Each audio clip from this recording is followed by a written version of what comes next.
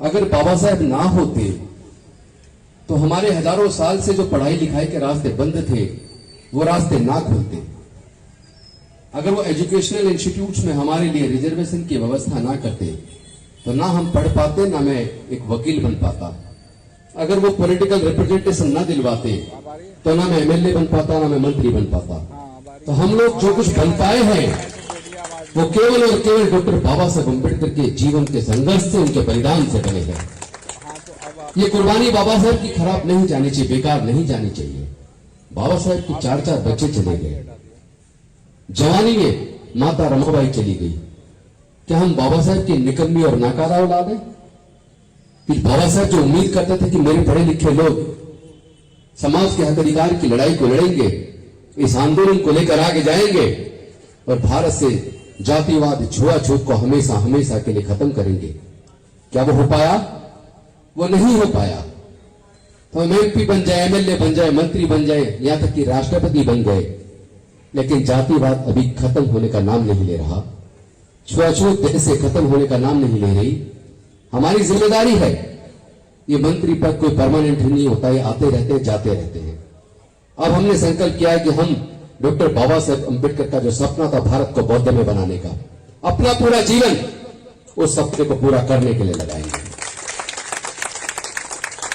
और जो लोग देश के अंदर नफरत का वातावरण पैदा कर रहे हैं, धर्म के नाम पर उन्माद कर रहे हैं, जाति के नाम पर उन्माद कर रहे हैं, जो लोग हमारे युवाओं को मूंछ रखने पर कत्ल कर देते हैं, पानी का मटका छू लेने पर कत्ल कर देते हैं, बहन बेटियों के साथ बलात्कार करके उनकी हत्या कर देते हैं, जो लोग हमारे मंदिर प्रवेश करने पर हत्या कर देते हैं, भगवान की मूर्ति छू लेने पर हत्या कर देते हैं, इसका मतलब वो लोग आज भी हमें मानवता का दर्जा देने के लिए, बराबरी का दर्जा देने के लिए तैयार नहीं है। तो मैं ज्यादा बात ना कहते हुए सिर्फ एक ही बात कहूंगा, इस लड़ाई को लड़ने में अगर कोई दिक्कत है तो सिर्फ एक है कि जाति की वजह से हमारे साथ हजारों साल तक जातिगत उत्पीड़न हुआ।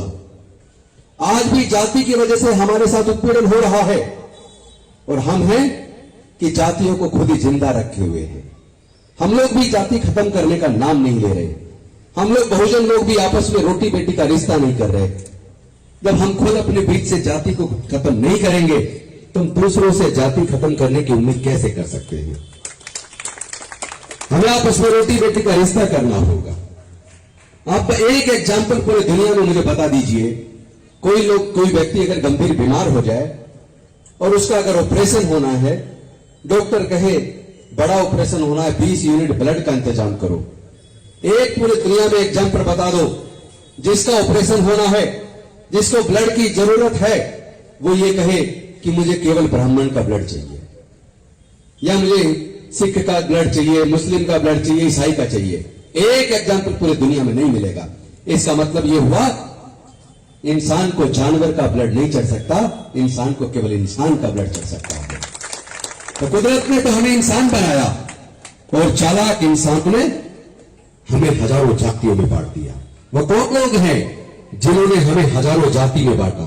वो कौन लोग हैं जिन्होंने जातियां बनाई? वो वही लोग हैं जो देश के 90% संसाधनों पर कब्जा करके बैठ गए हैं। वो वही लोग हैं जो हजारों साल तक हमारे समाज के साथ उत्पीड़न करते आ रहे हैं।